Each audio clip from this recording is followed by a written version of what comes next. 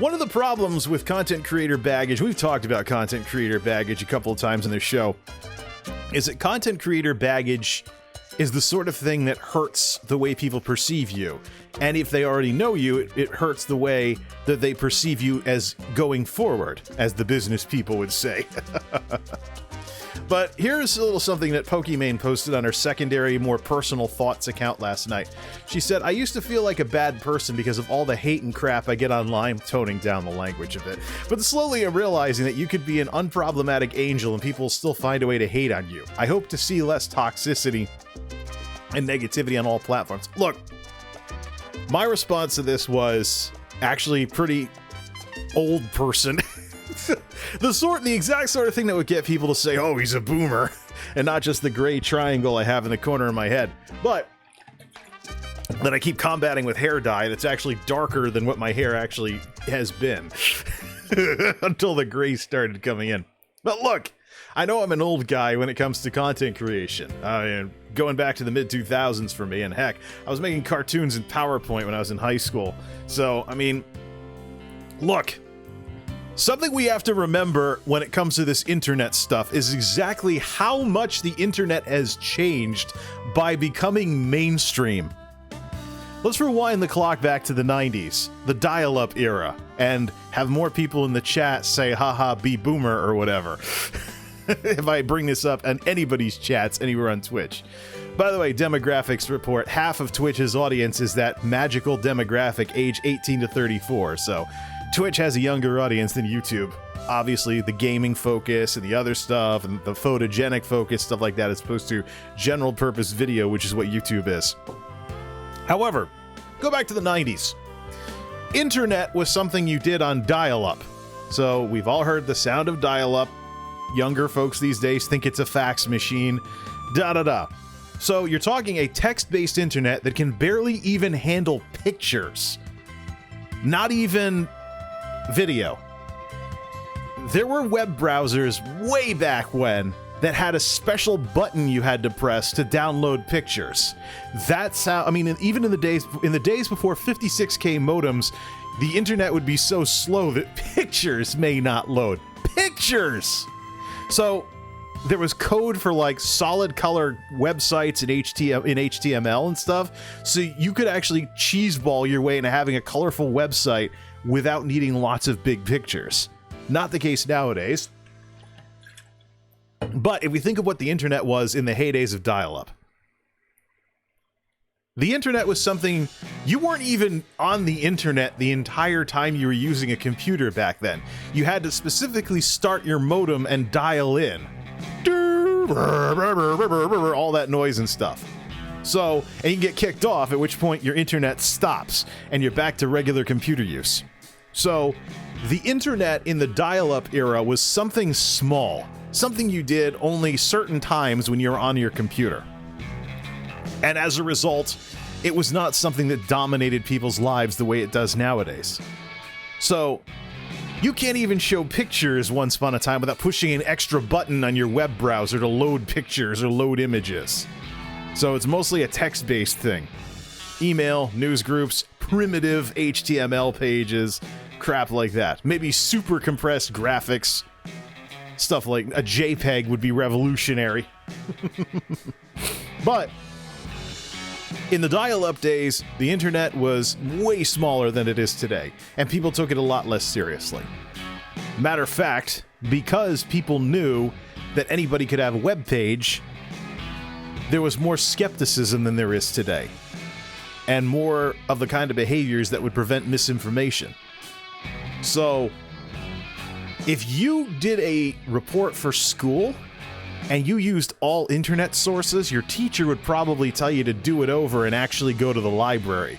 That's how cynical of stuff on the internet that people were.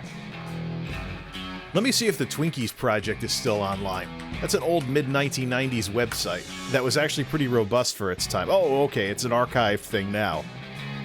Let's see, yep. Rice University, okay. It's on the Internet Archive, and it gets an error message. Okay.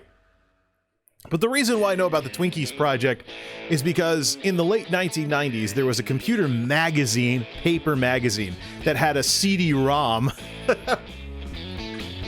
with some kind of multimedia interactive, whatever you called it back then, called the Weird Wide Web. I think it was Macworld Magazine. It was a Mac CD or something for PowerPC Macs back then. But here's what happened. The Twinkies project was one of the, and virtual bubble wrap was another one. But basically anything really weird would be on the internet. So the internet was known for weird stuff. It wasn't anything you took seriously. This is before social media, unless you count email, technically, and news groups and chat rooms. But even then, you're talking a bunch of people with aliases. So nobody taking pictures themselves, nobody really leaking any personal information unless they were idiots. So in the 1990s, in the dial-up era, internet was not anything that people took seriously. It was something you kind of did. It was a little thing you did when you were using a computer, and that's it. You were surfing on the web or something. But it was kind of like if you sat down and watched TV for a couple hours. Nothing exciting, nothing that would affect your entire life or anything of that sort. Now, as the internet has gotten bigger, broadband, always-on connections, more multimedia and internet, to the point where people are telling me multimedia is an outdated term because it's so common these days, everybody's used to it. Pictures, video, vlogs, IRL streaming, things like that. Because the internet has snowballed compared to what it was during the dial-up days, it's the Wild West, and we haven't quite parsed out entirely yet how long... we haven't really parsed out how we're going to handle it properly. The government's catching up with the laws for things like privacy and voyeurism and other stuff like heavy stuff like that. But here's the sad part about all of this. This entire discussion is in response to Pokimane being upset about toxicity on the internet. She's in her mid-20s, I think. Technology routinely takes 30 years in order to go mainstream, to the point where everybody's used to it. Television, for example, the technology first started popping up in the 20s, went mainstream in the post-war boom of the 50s. And then, of course, some stuff from the 50s to the 80s, some music, of course, became popular in a 30-year time period. By and large, the general public will take about 30 years to treat a technology like it's always been around. Pokimane will be over 50 by the time this happens with IRL streaming. She'll be the streamer grandma by the time people aren't thinking of things like streaming as anything special. I mean, yeah, live streaming's been around for 20 years, but the current iteration of it, that's kind of like what Twitch does. Even Twitch has been evolving. Twitch in 2020. We'll assume that what we have in 2020 is something that has evolved out of prior live streaming. So start the clock 30 years. At 2050, how old is Pokimane going to be? So the reality of the matter is that we have to deal with what's going on in our day. Because waiting this out means we'll all be over the hill by the time it's finally getting solved, because technology routinely takes decades to go mainstream. Even the internet, the World Wide Web, which we now call the internet nowadays, really started to take off in the 90s, 2000s, 2010s. So nowadays, I don't think people really think much of having a website. There you go. So, but the important part to remember in all this is that the internet and its importance, and we can't handle what we ourselves have created. That's the biggie here. So all the toxicity, the drama, the haters, the antagonism that exists on the internet, this is all stuff that we can't handle right now because of how new this stuff is. And if we wait it out, we're going to be over the hill by the time it's finally resolved. But that doesn't mean that you can't look at something like streaming and just remember, if you shut the computer off and you shut your phone off, leave your smartphone somewhere, just walk outside, go take a walk. Walk through town, see all those people of all different age groups, not just the people that watch Twitch streams, people who may not even know what Twitch is. You'll find out very quickly just how fishbowled you can be by something on the internet. It's ridiculous. Shut everything off and walk away. I don't care if you're a Zoomer who's grown up with smartphones. Learn about the world before everything was wired. Do that. Shut the phone off. Shut the computer off. Don't listen to any music. Leave if you still have an old school MP3 player, leave that at home. Go outside. Take a look at the world around you. Look at the world as it is, with no maybe the hustle bustle of the city, cows mooing in the country, the wind blowing through the trees, or across the desert, or across the prairie, or wherever it is that you live. And realize that you are small in this world, no matter how big your problems appear to be. And every single person causing drama on the internet is subject to these very same rules.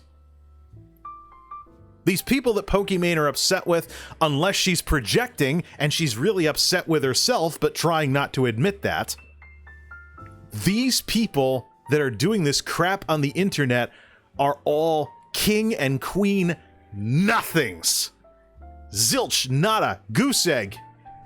And we're going back with this kind of reference too. In the early days of YouTube, as some of the so-called YouTube celebrities took off, there were people that were saying internet fame isn't real fame. Becoming famous on YouTube is you not being famous at all. There were times when I learned this lesson by watching some of the big creators that I was watching suddenly get treated like nobodies the minute they had to deal with somebody outside of the fishbowl of YouTube. Classic example. Maybe some of you have heard of Renetto. Used to be a YouTube pioneer. Made a song, 2-bit, everybody's doing it. Wearing a special kind of glasses that I will refer to as the Renetto glasses because of the look he had at the time. Shaved his head, wore a certain kind of glasses, that was Renetto. That's also, it's also the name of a chair that covers, gives you shade when you open it up and things like that. But the Renetto chair is actually still out there, so there's a revision of it for 2020 nowadays. I think it gives you shade and cup holders, and you can put your feet up, one of those deals, and it folds up and stuff like that. I think it's kind of cool. That's beside the point, though. Renetto was one of the faces of YouTube in the early days of YouTube. Until one time, when something he did locally got him on the news, and the news crew came in with their cameras, they mentioned nothing of his YouTube except a tiny passing reference while filming. I don't even think it made it into the story. So no matter how big this guy was on YouTube, he suddenly went back to being just the guy he was the minute he had to deal with a news crew. Internet fame isn't real fame. And I understand Pokimane is now riding the wave of Among Us and other gaming trends to keep her audience big when it looked like when she was bleeding red ink before her break, so to speak. Basically means her numbers were shrinking.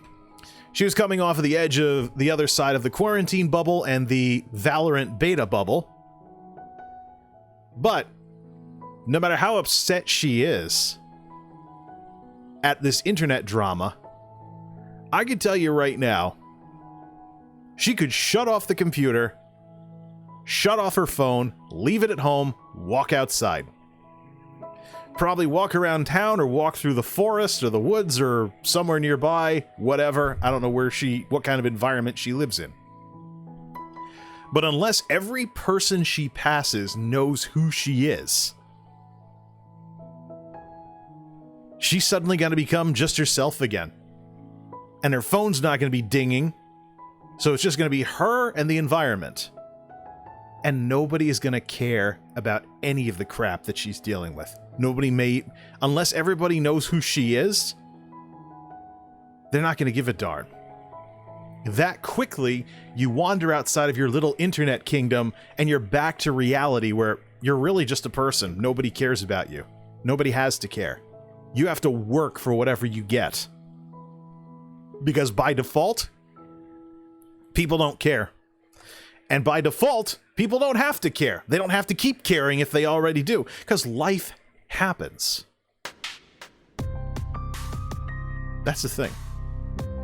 Life happens. Life goes on. People don't have to care about whatever drama you're dealing with. And that's not to say you're the only one dealing with drama either. This is now we get to the reason why I wanted to even talk about this tweet in the first place. Your audience isn't a bunch of innocent little angels when you get involved in this online media stuff. Everybody watching you has problems. And this is one of the reasons why I decided that certain creators who just want to crowdsource therapy via their YouTube videos or their Twitch streams, just chatting of course, are not people I'm really going to be following. Because you are asking for a toxic audience if you do that. Why? Because everybody has problems. Some of them are going to be worse than yours. There's going to be people watching you who you may not know how they even afford their internet to be able to watch you in the first place. There's going to be people fighting terminal illness. There's going to be people in custody battles with an ex who is crazy, and they may be right, but the judge thinks they're wrong. And they have all kinds of additional crap they have to deal with because of this. There may be people who have disabilities, people who are colorblind, people who lost limbs fighting wars in, Afghanistan or Iraq. If you can think of it, there's a person out there who may be tuning in to what it is that you're doing. And so when you exude your personal problems on everybody around you on and off the internet, it is ultimately a lesson in irony, because what are you going to do when you get to the person who has problems that are worse than yours, but you don't know it because they, unlike you, are not exuding their personal problems onto everybody around them? You will never know because they're actually stronger than you. They're not crying about everything you are. And that's the thing. It's one of the reasons why I've dialed back some of the content that I do on YouTube. I don't really vlog as much as I used to. And I'm certainly not going to be crying about problems as much as I used to, because quite frankly, people aren't coming to my channel for that, and if I do too much of it, they will. And I'll end up with a schadenfreude-driven audience that just wants to see me be miserable. Seen it before. I've had videos where I've complained about stuff get the most views, and do I want that to be the case? No. But it's the people you attract and the people that you repulse. As usual, demographics. Now I scroll up to this tweet, her pinned tweet from May 5th, and I see this passive-aggressive stuff on her in-main account here. Good vibes only means any hate is auto-blocked. Sorry, not sorry, grinny face. That stirs the pot. That's baggage. And it is this kind of I'm different on Twitter than I am on Twitch or YouTube that is the reason why I'm just going to tune out people that do this stuff. That's the thing. It's not because I don't even have to have any kind of personal problem with anybody who does this. It's just that there are creators out there who aren't trying to exude their personal problems onto others that I can watch. So, this turned into a full-length discussion, but really this is the pitfalls of internet drama, is that many times when we are upset about something on the internet, or someone on the internet, we're blowing something out of proportion because the internet itself has snowballed over the past 30 years. That's the thing. And so when you talk about Twitch, Twitch is probably the worst place for this. Streaming live, all the baggage of streaming, all the problems of the live environment. I can't imagine it takes this existing problem with the internet in general and makes it any better. Actually, it makes it worse. So, she does explain herself, though. She talks about some YouTuber she likes getting all mad about something. Someone took a picture in front of... she complained about someone taking a picture in front of people's houses in New York, da-da-da. There's no way you're mad on behalf of some random homeowner who will never know this photo exists. Look, people don't know how to handle the internet, and that is where a lot of this drama comes from, and it snowballs it that way. The internet itself has snowballed. We can't handle the monster that we've created, period.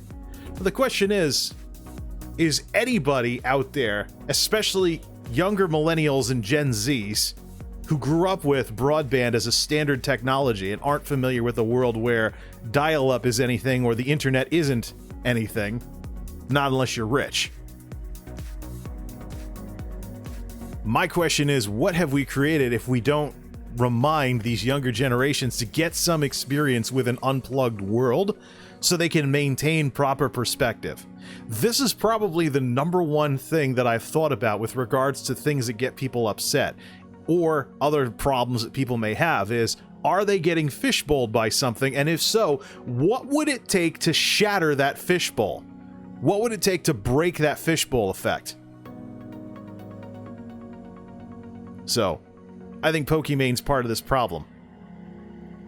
She's probably young enough that the internet, younger millennial, probably that is the case, that she's been around broadband for a larger chunk of her life than I have, and she has less experience not being, in an unplugged world than I do. And I think this problem's only going to get worse as we continue with people that grew up with social media, people that have always had smartphones, people that had smartphones as little kids when they shouldn't have.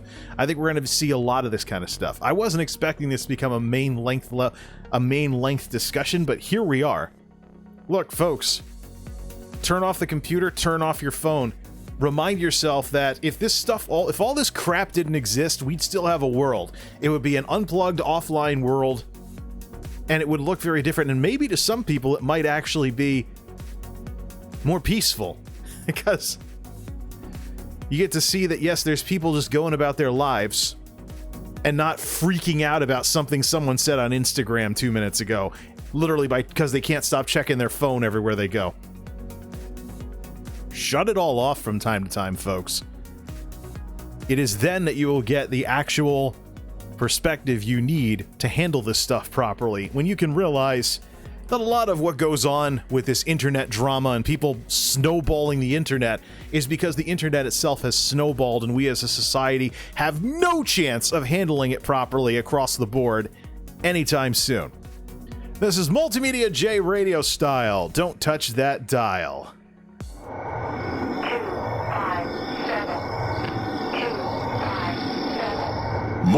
MultimediaJay Radio Style.